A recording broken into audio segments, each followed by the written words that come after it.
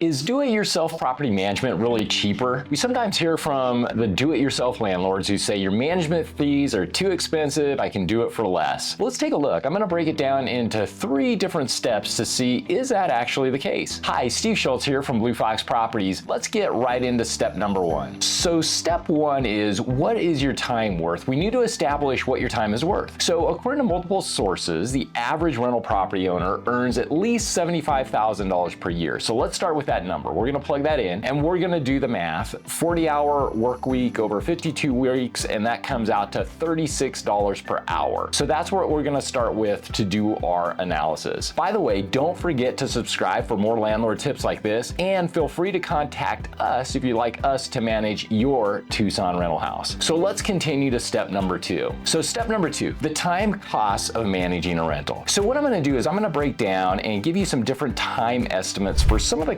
common tasks. Now, this is not an exhaustive list of tasks, but again, some of the common tasks involved in leasing and maintaining a single property, and we're gonna cover the move out as well, plus the lease renewal. So we're gonna lump some of these together in different parts. We're gonna lump them into 3 different parts actually. And for purposes of our analysis, we'll assume a 1-hour round trip per property visit. So let's start with the first piece, is what I'm calling the initial leasing process. And so in this process, I'm gonna break down, give you some time estimates too, but I'm not gonna describe every time estimate to you. What I'm gonna do is put up a graphic when I'm done explaining everything, and then you can pause at that point if you'd like to look at more detail to the actual per item hour estimate. All right, so let's start with the rent-ready evaluation, including travel. So this is where you're actually gonna go through the property. You're gonna document what work needs to be done to get it rent-ready. So that could be landscaping items, could be handyman items, maybe plumbing repairs, whatever may be the case. You're gonna go through the entire property and document that. You're gonna use that documentation then to establish the work scope and prepare that work scope and send it out to the vendors. Then you're gonna communicate that work scope to the vendors and get bids. Once you get the bids, then you're gonna follow up with the vendors. You're gonna evaluate those bids. You might have to ask for additional bids or for clarifications on the bids. And then ultimately you're gonna approve the bids and coordinate the work.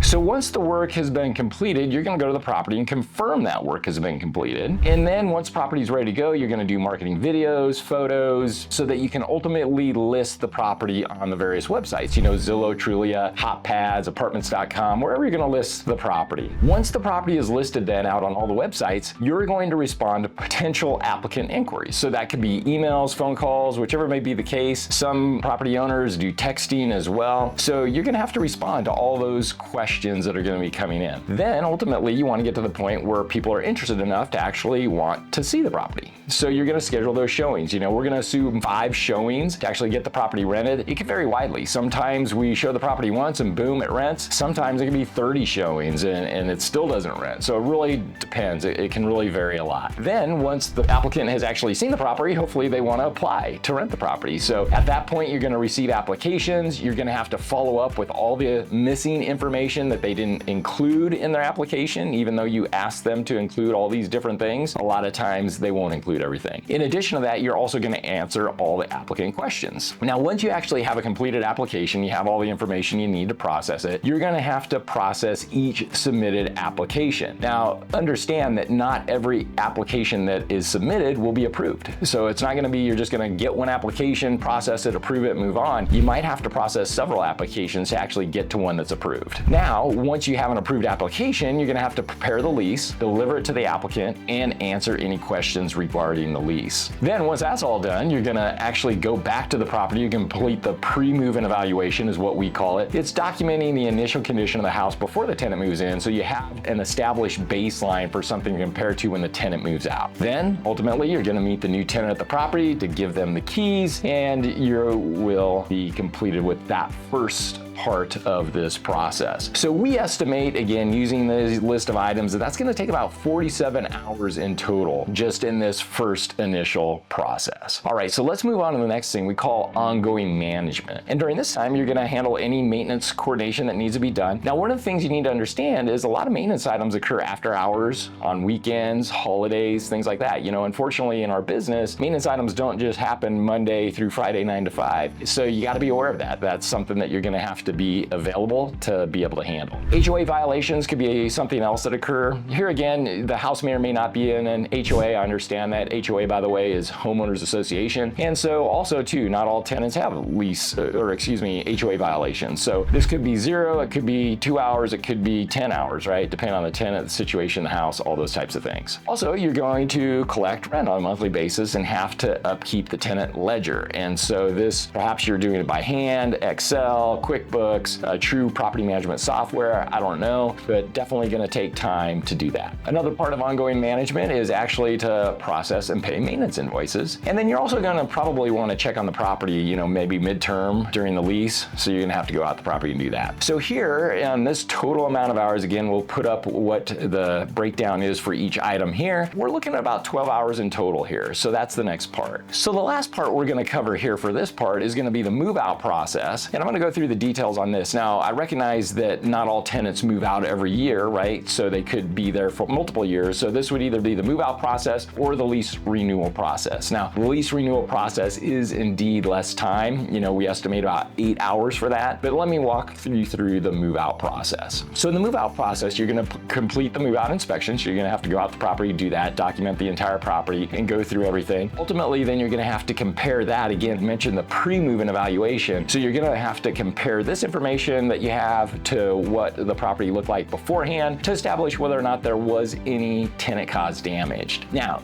the next thing you're going to do then is, based on that scope of work, is you're going to identify that scope of work and send it to the vendors. Again, this is similar to what you did on the front end, getting the property rent ready. You're going to follow up with the vendors, confirm all the work is completed correctly, and you're going to have to go to the property to do that. And then you're going to have to obtain and pay all the vendor invoices. And using that information, that's going to allow you to complete what we call the security deposit disposition and send it to the former tenant. So what that is that is outlining all the charges that are going to be charged to the security deposit, and then ultimately give them the remainder of their security deposit if there were charges against that. Now, once the tenant receives that, it's very common that if they didn't get their full security deposit amount back, they may dispute it. So you got to be prepared to handle that, answer all the questions, and go through that whole process. So here again, I'm going to put up kind of the detail of each line item, the estimated time that we have for each, but that comes out to about 15 hours for the entire move out process. And as I mentioned, if it wasn't a move out, it would be a lease renewal. We estimated that at about 8 hours.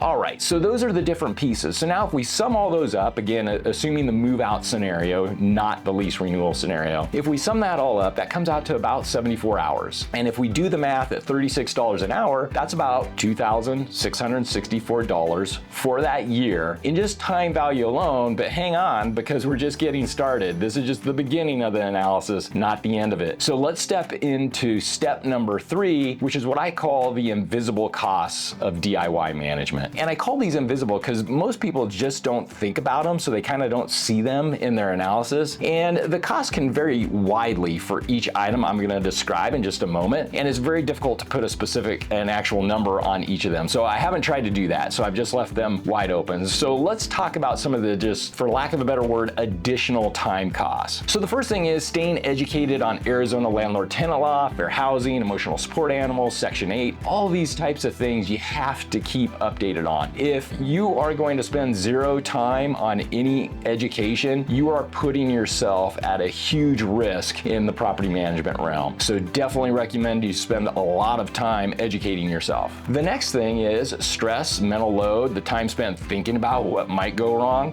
Property management isn't for the faint of heart. There are a lot of things that can go sideways, and sometimes it can go sideways very fast. So if you're sitting thinking, oh my gosh, what's the next thing that's going to come up with my rental, and taking vacation, I need to worry about that, right? And that ties into the next thing, which is the lost time with family on weekends, holidays, vacations, all that kind of stuff that might be spent actually dealing with the rental. So again, you can't predict when the maintenance is going to happen, when some other issue is going to come up, when the tenant might just leave the property that you weren't planning on it being. Maybe it's the middle of the lease, perhaps, something like that. There is definitely that opportunity or that possibility where that could be in the middle of your vacation vacation, right? Or a holiday or a weekend, whatever it may be the case. And then another thing that a lot of people don't even think about is creating a list of reliable vendors to call when you need work done at the property. So have you gathered that up? Do you have reliable contractors that if the HVAC goes out, boom, you know who to call, you can call me, and you know they're gonna be there. You know, same with plumbers, go down a list, handyman, whatever it may be, it's gotta be ready to go. So you gotta build that list ahead of time. So those are just a few of those items. Now let's talk about some of the out-of-pocket costs. So the first thing I would encourage you to do is purchase an Arizona specific lease. So I'm not talking about just going to the Office Depot store and getting this generic lease that is basically worthless and doesn't at all protect you, but actually, you know, hiring an attorney or buying a lease an attorney has, and so you have that lease. Also, you know, rental listing fees for websites. So we mentioned Zillow, Trulia, HotPads, Apartments.com, whatever the case may be. Now, some of those you can indeed list for free. In fact, I think all of them you can list for free, but you might want to upgrade or boost the listing, or they have different terms for making it spotlighted, things like that. So you may want to pay for that. Then you got application screening software and accounting tools, and all of this stuff is going to require constant updates. The lease, as well as all these systems, some of them might come with a monthly fee as well, depending on what you're doing, but it's not just a one-time cost. A lot of people think, oh, this is a one-time deal, I buy it and then I'm done. No, you're not. There's still going to be a lot to do. So let's sum it all up. So we already said the costs at the beginning were $2,664, but now we have these, what we're calling additional time costs, plus these out-of-pocket costs, plus the stress, plus not ever being able to be out of touch, and all the other things